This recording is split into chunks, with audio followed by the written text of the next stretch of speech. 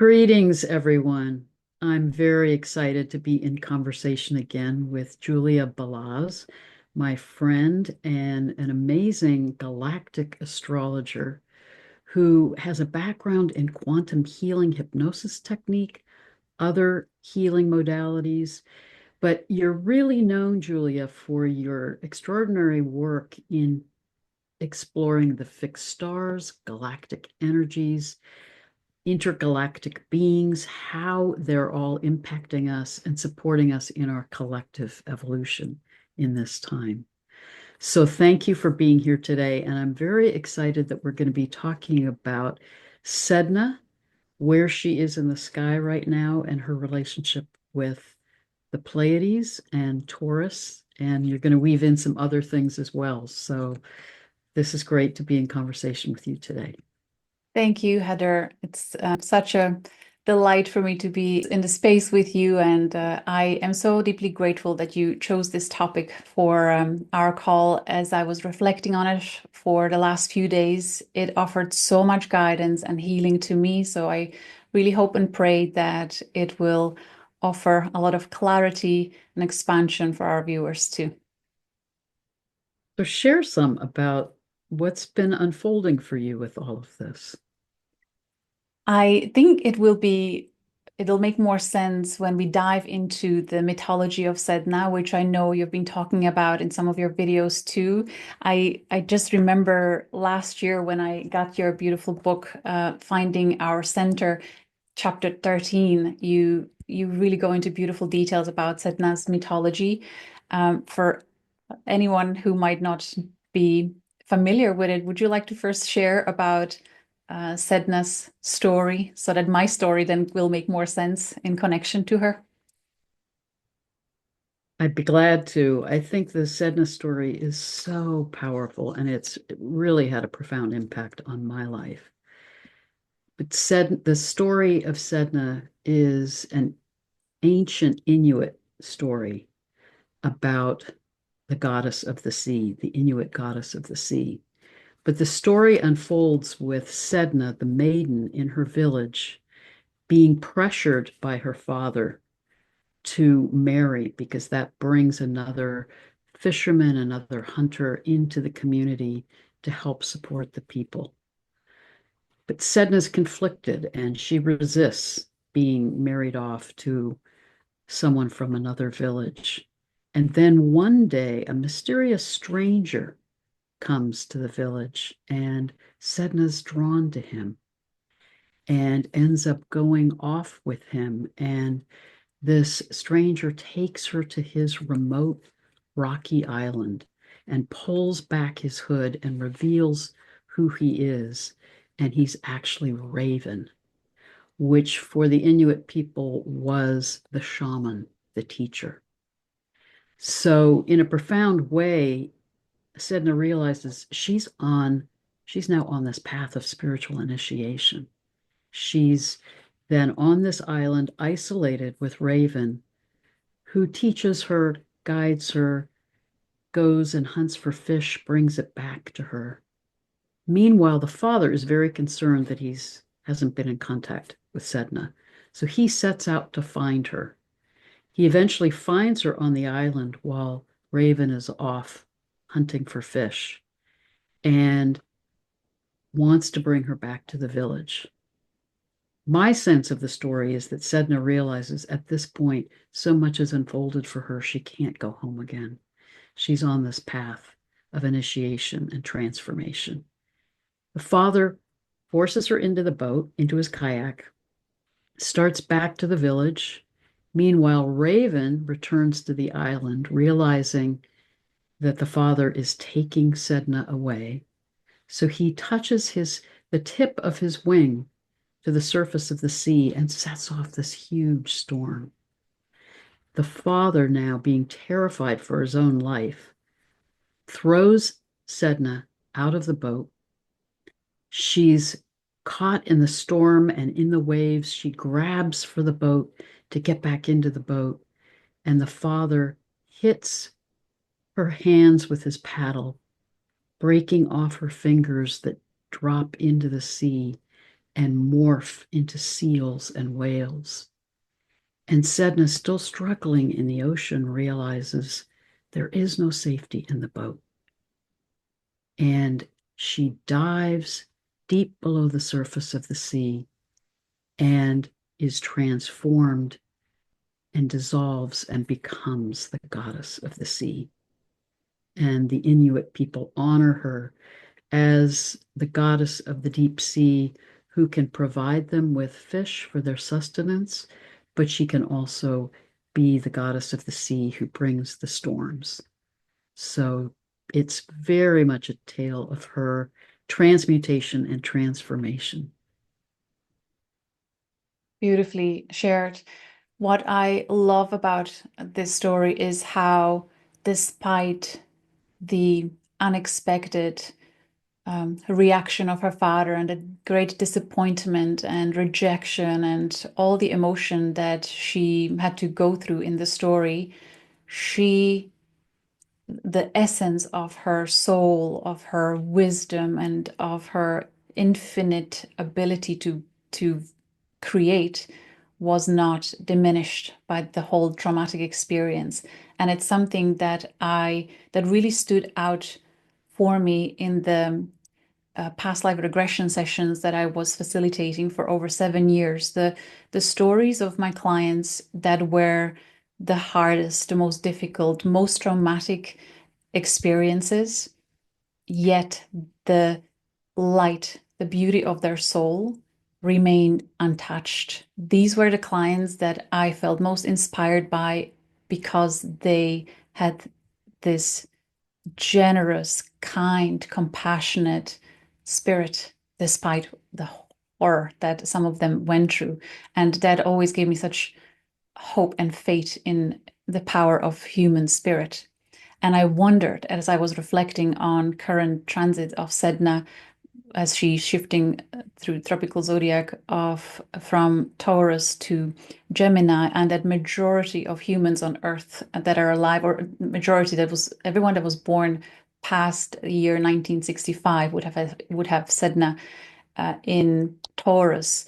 So all of us are embodying and experiencing the echoes of her story through the archetype of Taurus. So it's all about self-worth and all the myriad of types of experiences that come in relation to our father, and not just earthly, biological, or adopted father, but also relationship with the masculine and essentially relationship with God. And that's something that I have realized in the last few days.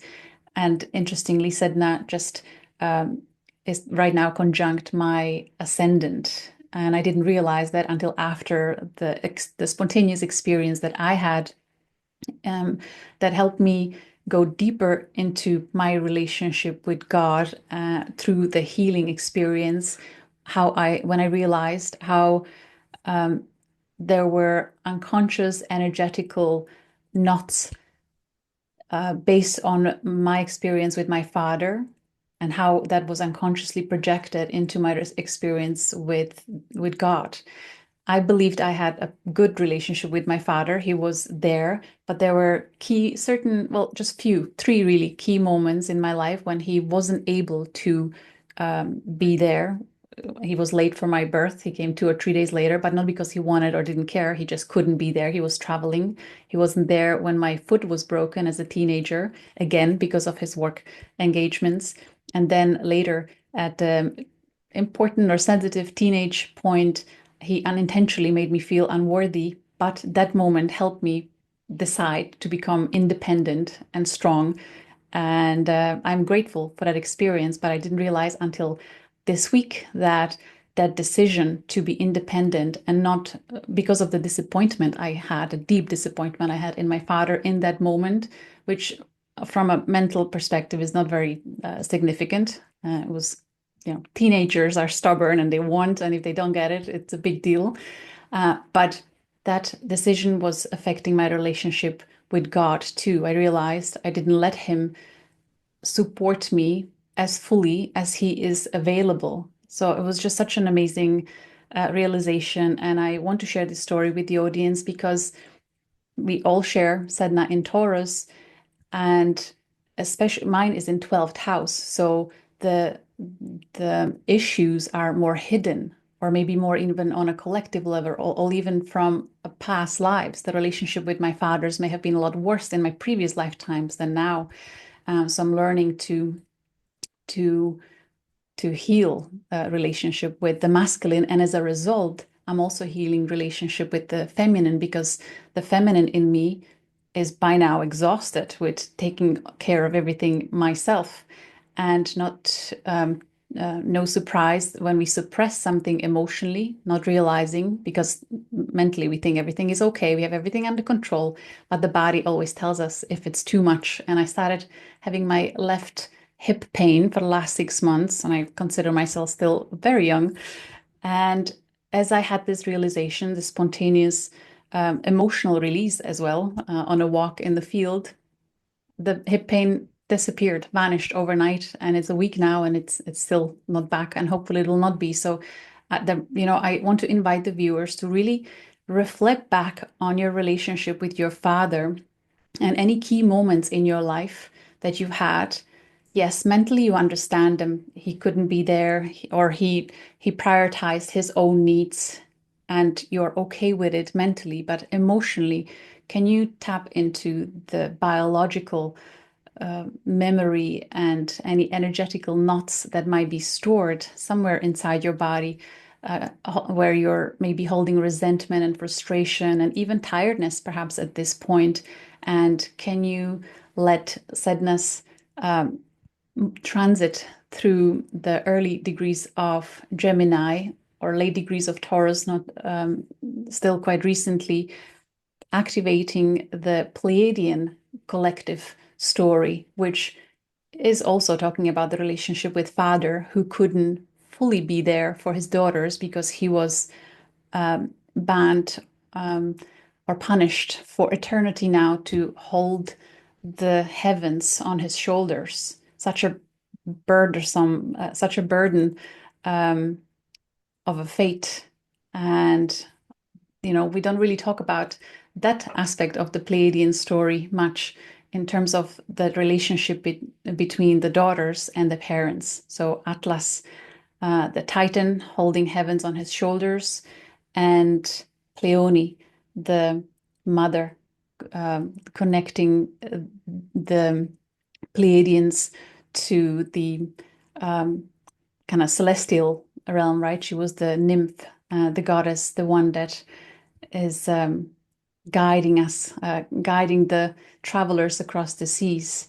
So I think because of that Pleiadian connection, which is on my ascendant with Sedna there, this whole connection came up. And of course, these powerful transits of Pluto, Mars opposition, squaring my natal Pluto, Lilith there, and all that. It was just like, it was time for me to heal another layer and connect deeper into what's available to me, what was always there all along. So I really hope it'll inspire the viewers to take a good look at their own relationship with the parents and essentially with divine.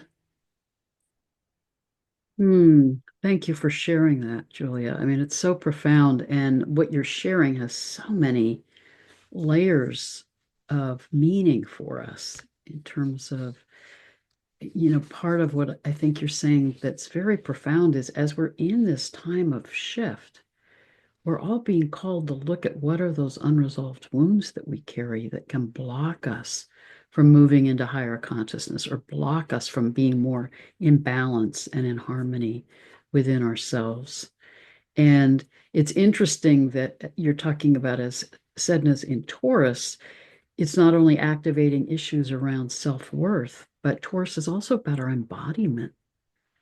So you're so beautifully describing too that when something's unconscious, that we're carrying some wound from the past that needs to be resolved, if we're not able to bring it into our conscious awareness, the body will often be the messenger of that. But how beautiful that you listened to what was coming up and really worked it to bring it into the light of awareness, and then your body could release it. Yeah, that was a beautiful validation that something major really must have shifted. Yeah. So for the viewers, do you hold any aches and pains, especially on the left side of the body and especially in connection to the bones, because it really talks about a deep seated ancestral patterning that needs to be addressed.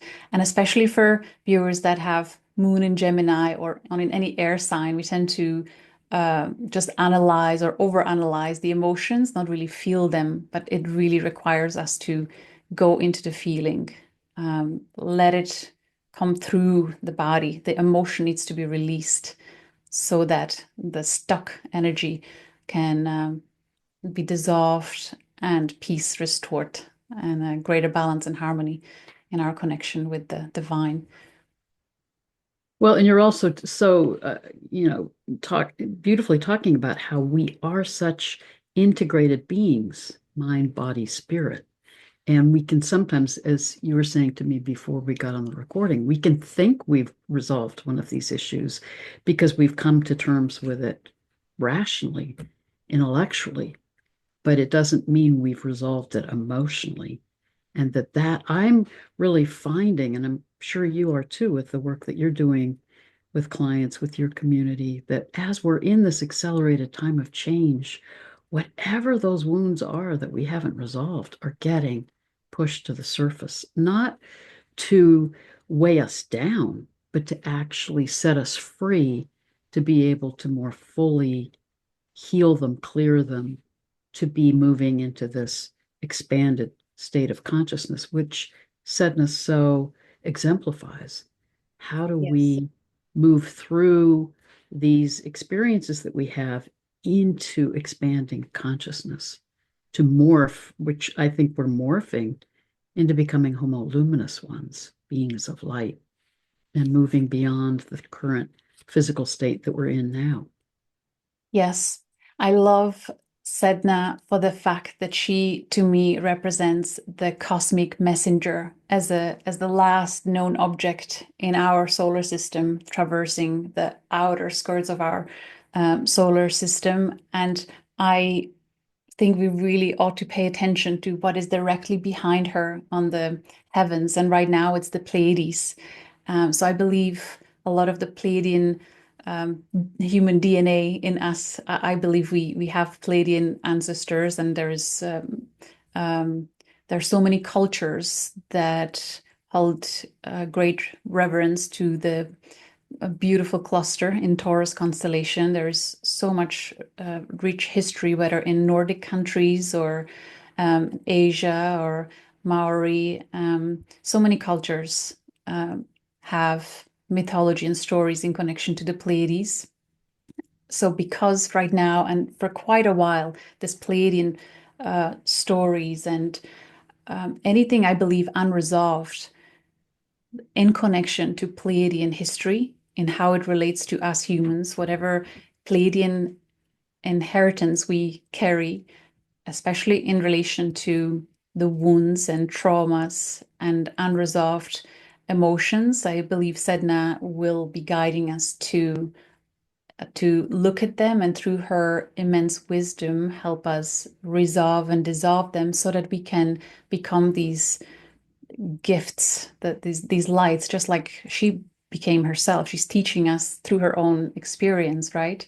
So would it be okay if we look at the Pleiades? And I would love to explore first the the stories that we know of about the Pleiadian humans, whether through channeled text or through some of my regression hypnosis stories, through some of the soul records that many practitioners looked at in my community. So looking at the Pleiadian human history, then how it is reflected in the mythology or vice versa, and how it plays out in our human experience, especially for those of us that have whether true biology connection to the Pleiadian human DNA, especially the Nordics, but they seeded other human colonies throughout the earth, throughout the ages, and then see how we can together fulfill the mission that I believe we are here on collectively, which is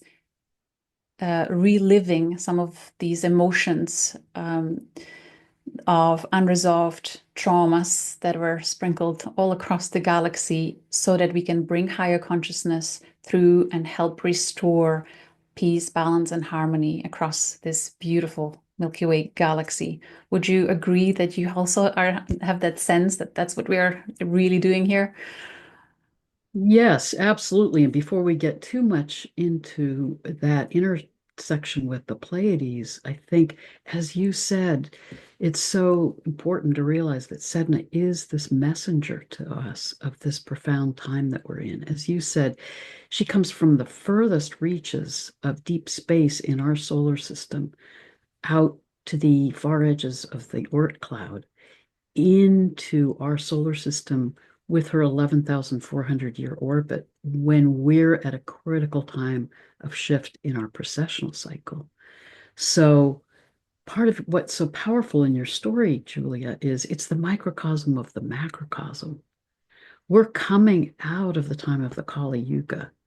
This last several thousand years that have been the time of our getting caught in our traumas, our wounds, our paradigms of separation, power over. The only time in the processional cycle that we're caught in the patriarchal model and paradigms is in this time of the Kali Yuga.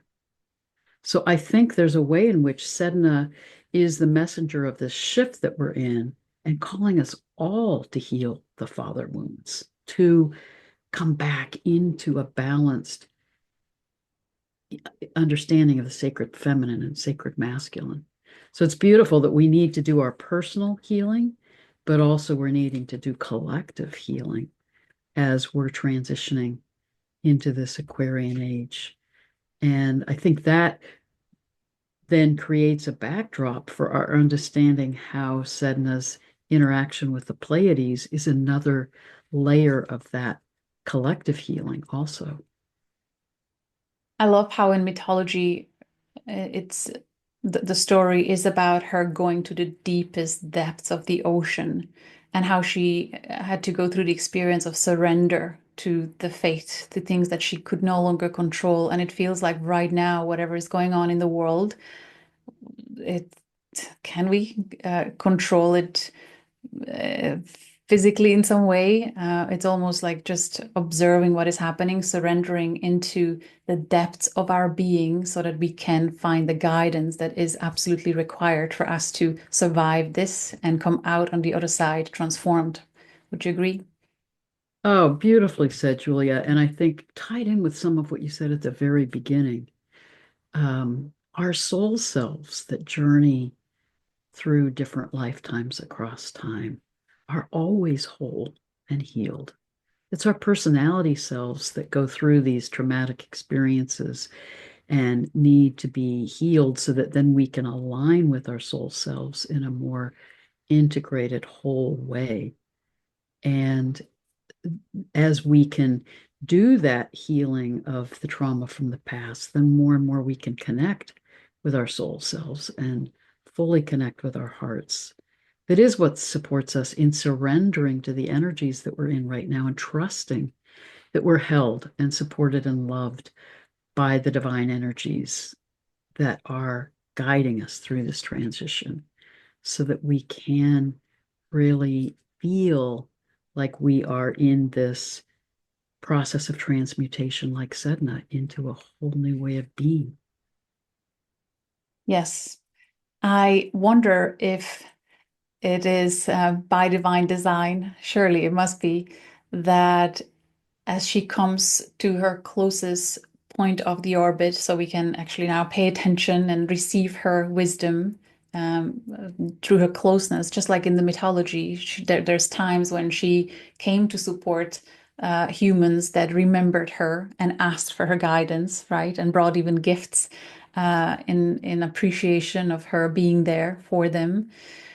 So as this happens, she's transiting very particular degrees or a very particular location in the sky where she seems to be bringing the information from very particular star systems.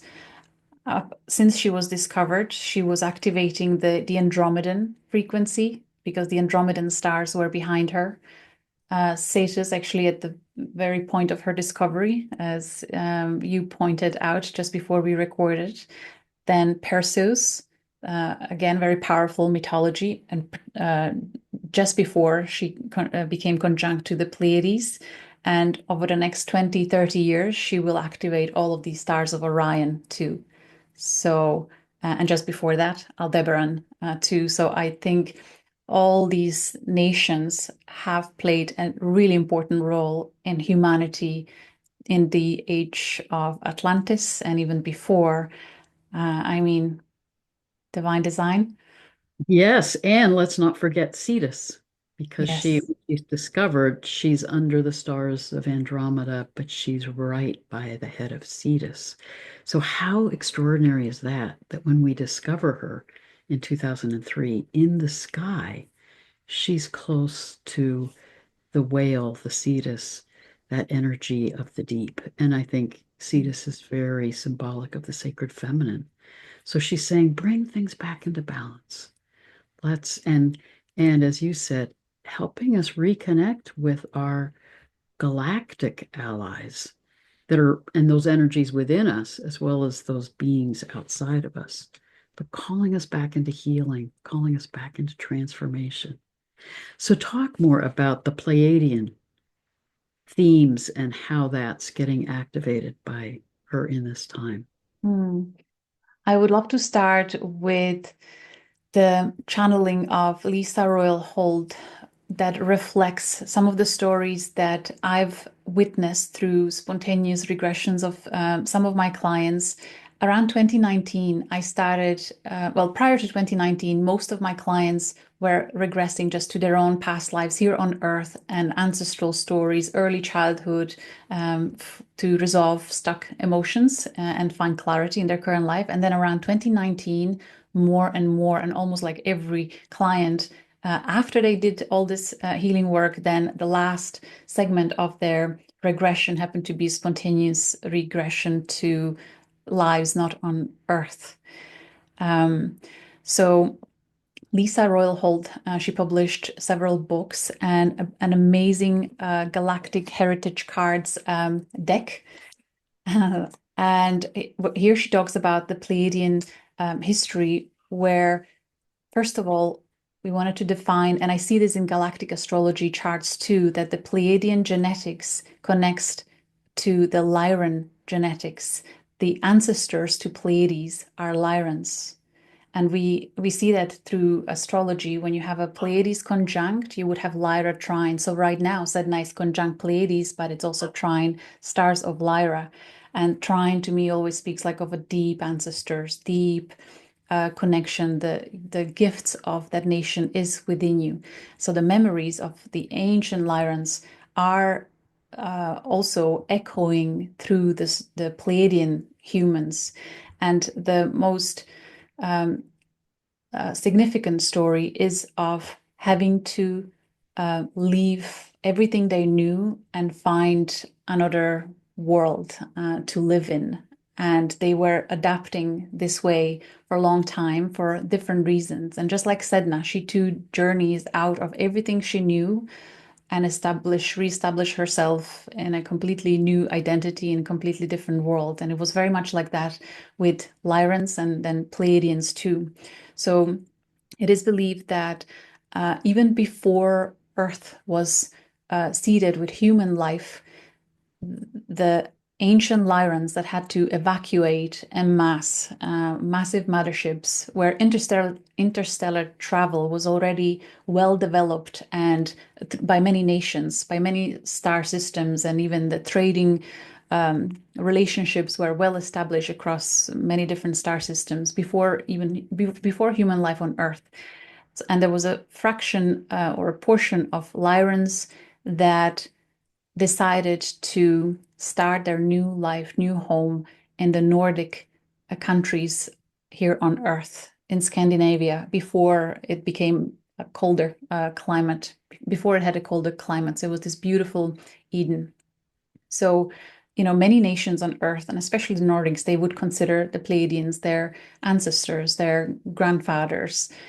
So the the original Lyrans would have um, um, enjoyed several generations living in Scandinavia until other nations started visiting Earth and taking ownership of different parts to the point of conflicts of for ownership and war, and the atmosphere wasn't as um, ideal as they wanted. So these original Lyrans decided to leave the Earth. They didn't want to be part of the conflict, and they left and then colonized a planet in Pleiades, joining the other fraction of Lyrans who colonized Pleiades directly from Lyra. So they connected there and then much, much later on revisited Earth again to because of the memories they had of this beautiful blue gem of a planet. They came back. So we especially, humans that carry the story of or the genetics of the Pleiadians, especially through Scandinavian. And I myself happen to have this lineage, and I shared how we can track our galactic lineage through galactic astrology by looking at the placement of stars at the time of our birth. And if you look at the genealogy through astrology of your parents and grandparents and great grandparents, if there is a star system that even biologically the DNA is there, you will see that star in a very prominent position throughout many generations, as I have seen through the research that I've done as well with my community. So I did a DNA test to see if I have any Irish roots. I live in Ireland. I was born in Slovakia. Half of my life now I'm in Ireland. This feels like home to me. So I wanted to know if I have any DNA that's Irish, but I don't. Uh, but I have Nordic. I discovered the Nordic lineage that gives me the blue eyes and paler complexion. I had this beautiful spontaneous connection to the Pleiadian ancestors that came um, or that seeded a fraction of humanity here on Earth in Nordics several years ago. And it's the most beautiful frequency of coming together through and a frequency of love and joy. I heard them through songs. So I heard the female singing their song. I heard the men singing their song, coming together, working together in love and harmony, and everything they did for the well-being of the whole community. It was such a beautiful energy to receive, and the message they said at that time was, remember your ancestors, remember the true frequency that is not polluted by the traumas that occurred across the ages. Remember the original frequency of that. I experience that energy as blue, and I feel on a soul level like a blue frequency that comes with courage and truth and um, justice and balance and delivering the original human design of living in harmony with nature. Would you like to add to any of that before I go further? It's just incredibly moving to hear you describe that, Julia, because that's my own energetic and intuitive sense of the Pleiades is that the Pleiadians is that they're trying to play such a critical role in supporting us in remembering who we truly are, remembering how to come back to love, remembering how to be back in harmony again. So that's beautiful. Yes, I'll never forget that experience. So we want to remember that inheritance that we carry. And I want to explain that because of that interstellar ability, the travel ability that they have, they were able to seed many other worlds. So that DNA is wildly spread. The original Lyran, I mean. So we have the Pleiadians, Alpha Centaurians, which happen to be on the opposite end of the zodiac if we look at the astrology, and many other races too. There is the reason why I wanted to bring up the deep history of the Pleiades and their story of having to evacuate, having to leave the beautiful world that they've created. Like they've experienced that archetypal story of some external force coming in as an invasive, predatory, domineering energy experience. And then what do? So do they fight back? They tried, didn't work, so they left and re-established themselves in many other worlds. And I see that people who have Lyran connections, Pleiadian connections in their chart, especially through hard aspects, they are experiencing the echo of this story in this human experience, whether through being born in a country that then is invaded and they have to evacuate. There's so many people on Earth that have a story of external force, having them move and reestablish themselves somewhere else. But it's the story of resilience, right? Adaptability, having faith, and bringing the tradition with you wherever you go, re-establishing home and what is true for you wherever you go, wherever you are. There's really powerful, strong energetics, and also their immense ability to create or manifest in physical reality, having a vision of how things should be and then making them happen. That was a very strong frequency through the songs of my ancestors that I heard, was their what's a good word for workaholism? It's like they were always engaged in working through joy. They loved singing while working. The song was carrying them through every activity they did. But the sense I had was they're constantly doing something that was making Manifesting, everybody's experience better. There's a word for it that is escaping me.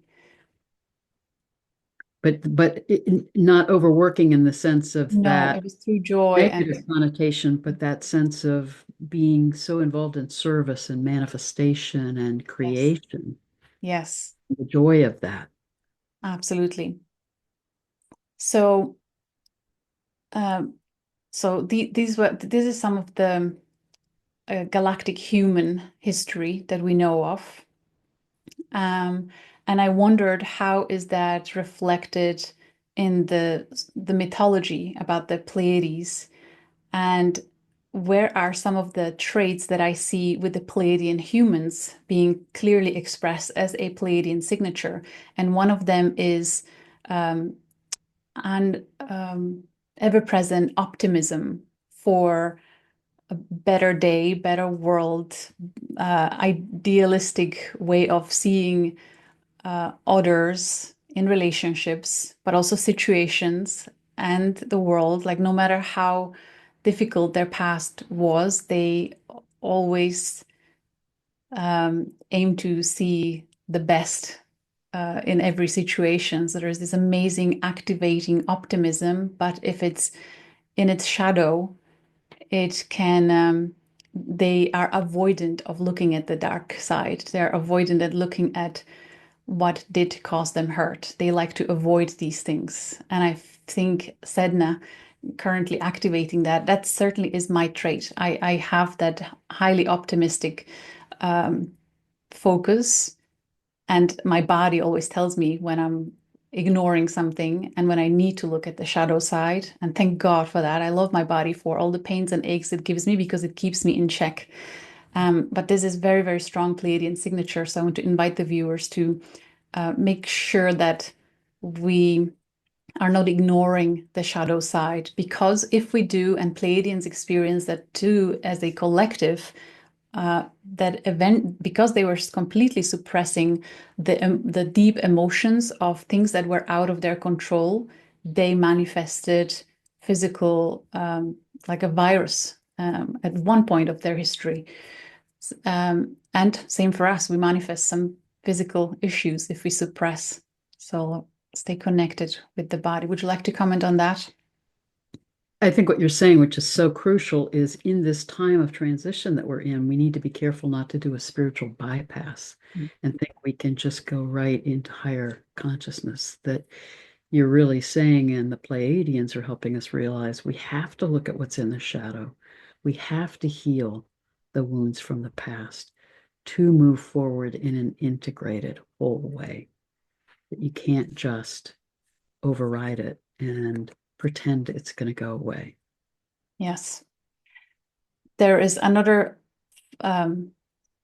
shade to this trait that they have of being very optimistic. That they also love to save the day or help those that can't help themselves. And when they see in an issue, in a situation, in a relationship, or in a physical reality, they feel like they immediately know how to fix it, or they need to make it better. They love that positive, beautiful, high vibe frequency so much that they feel really motivated to fix things, and with so much eagerness that they don't stop to think and have a foresight about how that action may actually impact all involved. And I wanted to bring this in also to help people check themselves when they have that tendency, especially if you have Pleiades, so early Gemini or late Taurus, if you're speaking tropical zodiac in your natal chart, anchored with any of the planets, whether through conjunction or through aspects, you may recognize that trait in yourself. And especially now when so much is wrong with the world, we may have that desire to fix perspectives of others, even without them asking us to, or help where help is not asked for. If you know what I mean. So I was looking at the mythology then to see where that is in, and it's really the Taurus mythology that may be pointing to this characteristic, how that can play out in our lives through the Taurian archetype, where um, the the god, was it Zeus, that changed his shape to become this beautiful white bull to entice beautiful, what was the name, um, woman to fall in love with him, uh, in his opinion, to rescue her from her current reality to the point where he became possessive of her. So there is this stubborn desire to change people's reality and change outcomes, that then have consequences to that too. So just again, perhaps as we heal our relationship with ourselves, with divine inside us, we will have that foresight and guidance about, are we uh, changing something and playing with divine laws and kind of going against them, or are we even asked by by life to fix certain situations, or can we just have faith in universal laws and divine design to allow certain things to play out in order for certain lessons to be reached and things change that way? I don't know. Would you like to comment on that? Well, it's just interesting listening to your analysis of this. And I really do encourage people, I'll put your links below to explore their own connections to these different stars and galactic energies to see what their lineage might be, because it's absolutely fascinating. I've done it with my own chart. But part of what you're talking about, or let me ask you this, is it feels like we've got these lineages of our own interaction or experience of these other galactic beings, but now it's interacting with our human experience. Yes, very much. And so the Pleiadians may, in their current higher level of consciousness, be more in balance with all of this. But some of us as humans, and I know many, this is an issue for many women, get caught into compulsive caretaking because there is so much trauma, there is so much imbalance here in our experience on the earth. And I think part of what you're saying that's important is not necessarily that we not engage in helping others, but be able to be in balance enough in ourselves to know when it's in right alignment with us to act in service to another or help them, and when it's in right alignment to let them be in their journey. Let them be in their journey. Yes, beautifully said. So not to cross the boundaries. Yeah. Respect that too. It was Europa, the Phoenician princess that Zeus wanted to, or abducted, or wanted to abduct, and he made himself this beautiful white bull to entice her. But yeah, again, it's about possessiveness or yeah, crossing the boundaries. So as you said, and thank you, I wanted to bring that point in that every civilization has its past, present, and future consciousness. And I see that past, present, and future based on the level of frequency of their consciousness, how evolved. The more evolved feels almost like futuristic because they already um, have that higher divine perspective of all the cycles and have gone through all the lessons already.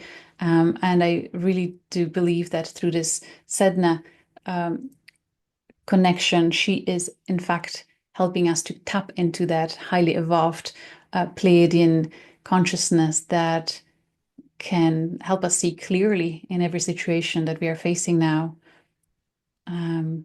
So that we don't have to go through the same turmoil and mistakes over and over and over again. Like, how many more lifetimes of these echoes of the past do we still want to live? That I think is so important because I think that's reflected in her orbit, where I do believe when she's out there at the farthest reaches of our solar system, she's actually communing with the other star systems. So I think part of the messages that she brings to us is not only when we're in these times of significant shift in the precessional cycle, but she's trying to bring us this star wisdom to balance our limited perspective because of our experience on the planet and these past 1,000 years of being in patterns that are out of balance, that are triggering trauma and wounds. She's reminding us of our higher selves and what we're capable of. And part of my own exploration of the precessional cycle is, that is this journey we go through of evolution of human consciousness. And like the Hindu Yuga cycle, we go through these patterns of descending consciousness, ascending consciousness. But I think Sedna is reminding us we can get off the wheel. We can really come to center, come into alignment with our hearts and our soul selves to, like Sedna in the myth, transmute into higher consciousness rather than continually going through these cycles in our lives and in these ages on the planet of remembering, forgetting, of going through periods of trauma, of recovering, of moving back into consciousness. We can make this evolutionary leap into higher consciousness. The time is now. Yes. I wonder how the Atlantean or Lemurian connection also plays out here because I found it fascinating that the asteroids of Atlantis and Hawaii, which to me connect to the Lemurian age were very particularly aligned during the most important transits. Just, I think, the week ago, asteroid Atlantis was conjunct Shapley attractor, squaring uh, Pluto and Mars. So I do believe that many of us are also uh, reliving or bring that what's coming to surface in our being is whatever emotional unresolved trauma we had that we carry on a soul level all the way to now. That are we guided to release any guilt that we may be carrying, frustration that we couldn't control the outcomes, um, and all the full spectrum of emotions that may have been there. So I just want to remind anyone watching that the intensity of feelings that is coming up, it's not just this current life experience, and it can feel almost like we are going insane because on our current level reality we are really upset over something so insignificant. But I now see through my experience last week that whatever the soul can use to even trick us in any way to relive the emotion that needs to be relived, they'll use whatever is available in our reality to get fixated over something. But it's really about the emotion that needs to come out. And once you relive it, you will actually have a flashback of some other situation that is completely not part of your current reality. And when you have that, then you know that, oh my goodness, thank God I allowed this to just come through. We just needed to come through to just witness it. And that's how we serve, and that's how we collectively help uh, making the Earth's um, energetical sphere lighter. That's really, I believe, what we are here to do, to support, as I've seen through so many regression sessions where the souls, where these clients remembered that they came here for Earth. Really, so many. These are hundreds of people that had absolutely no idea about working with the Earth, but suddenly it's like they remembered themselves as a soul somewhere else, and they were like, I'm coming here to Earth because there's so much love in my heart of my soul, so much compassion. And I understand because I'm connected to the entire cosmos that this solar system right now is very important for the entire galaxy. It's moving through a very particular time and space in the galactic um, space. It needs as much light and love as possible to be anchored so that it can go through this powerful transformation that supports all sentient human and planetary and star life across the galaxy. Mm, very profound, Julia, because part of what you're saying is whatever happens here on Earth is affecting the whole galaxy. Really believe that. So Yeah. this is such a profound time on the planet. And I think some of what you're saying too that's so important is not only are we clearing these past lives or the past traumas on the planet in what's getting activated in us, but many of us who are soul selves here to support the healing on the earth, many of us who are empaths and highly sensitive are also clearing it for the collective. Thank you for saying that. Yes. So I think some of the things we're often feeling or having to, as you said, bring to the surface to release may not even be our own trauma at times. But as we can honor it, feel it, release it, then we clear it not only for ourselves, but for the collective. Yes. I do see the the fruits of our commitment to continuous healing in reality manifesting already, even just comparing the past life regression sessions between, well, before 2019, say 5 years or so, when I was engaging with that, and how long it took for each individual to relax and go under and access their past lives. We had to go through the entire script, really take time. It was, I don't know, half an hour. And then past the 2019, and I find it interesting that Sedna actually came into the Pleiadian frequency at that time for the first time. People started almost spontaneously accessing their past lives. Many more and more so, like as time was passing, it was easier and easier for people to access their past life memories. I often actually had sessions where they didn't even get a chance to lay down. They suddenly started experiencing their past lives just sitting on a chair. And this was something that was reported across many other practitioners that I was in contact through a forum, that, yeah, it's our consciousness is changing. We don't need regressions or anything like that at this point already. This is now 5, 7 years later. It's, trust your ability to tap into the wisdom of your body and soul and allow information to come through, as long as you just create this safe space of quiet solitude where your soul can speak to you, and you'll be surprised how much can come through. We just need to get into habit of creating that beautiful sacred space, mornings, evenings, regularly, every day. It's so important at this time. Do you agree? I totally agree with you. I mean, as a clinical psychologist as well as an astrologer, it is stunning to me to track in the last 5 years in particular how issues that used to be entrenched for people that they'd work on in therapy for years to try to clear are now able to heal in this very accelerated manner. And it's also fascinating to me when I started my astrological practice. And one of the ways that I work is evolutionary astrology, which is looking at past life trauma in the chart. I used to rarely talk about that because people had such difficulty attuning to or accessing any issues around past life trauma. Now, every reading I do, that's right on the surface, and people are rapidly connecting with and understanding what they need to clear from past life trauma so that it isn't getting re-triggered or reenacted in this lifetime, but can free them to be then in their own healing journey and then become a healing energy for the planet. So the level of healing that's there for us right now is incredible. But I think what you said just a minute ago is very important in that. And it's part of why I love the medicine wheel practice.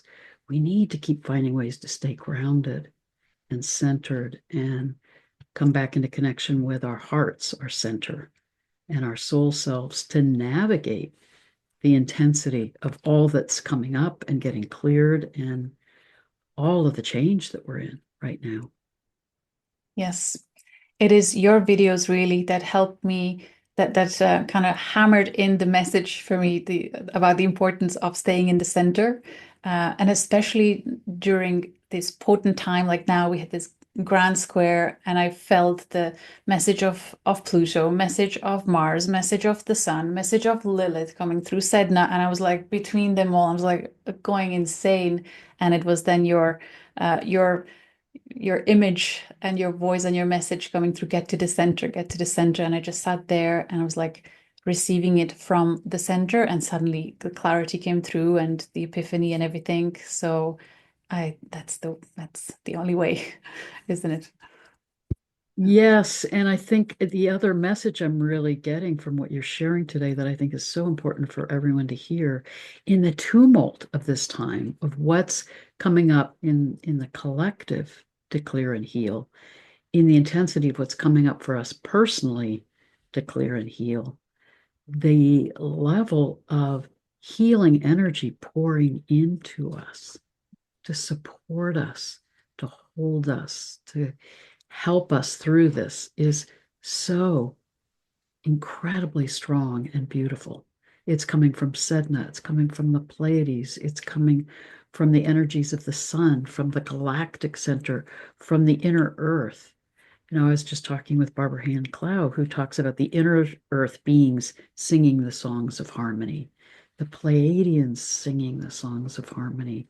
That when we can hear that and attune to that, it's supporting us in moving through this time of transmutation and transformation. Thank you for saying that. I want to add, I believe the whales are committed to one song that they keep singing across the times that will eventually will match that frequency and fully understand it as their commitment and their service. But also the soul groups of every single one of us. That is one of the always the most beautiful experiences that I've witnessed in these regression sessions. Once everything was cleared and suddenly the person was able to remember their soul family, soul group family, just these beautiful beings of light and infinite unconditional love, and the pouring of the tears and the emotion and the remembrance that they never forgotten us, they never left us energetically, they keep sending love and support and peace to us constantly, as because if you think about it, there are these scouts, brave, most courageous souls that agree to incarnate on Earth, and they're leaving behind. Well, oftentimes they come together with an entire group from certain planetary body or solar, and there's a whole other collective that is aware that there's this group of souls that left for a short amount of time in their perspective, and they, I believe, hold gatherings to keep infusing the supportive energy towards the entire earth, and that particular soul is their anchor. How to do that? There's just so much like in that beautiful Avatar movie when the whole collective comes together with the same song to support whatever the transformational experience is happening. I see it, feel it, know it happening. If we only knew, we would be down on our knees crying in gratitude and just wow. So thank you all for being here at this special Beautifully, time. beautifully said, Julia. And thank you for being here in this special time and making that soul commitment to come and support this transition. So thank you. And thank you for the wisdom that you shared today. And thank you to all of you listening and the way in which we together are supporting each other to be in this time of transition to create a new earth together. Thank you.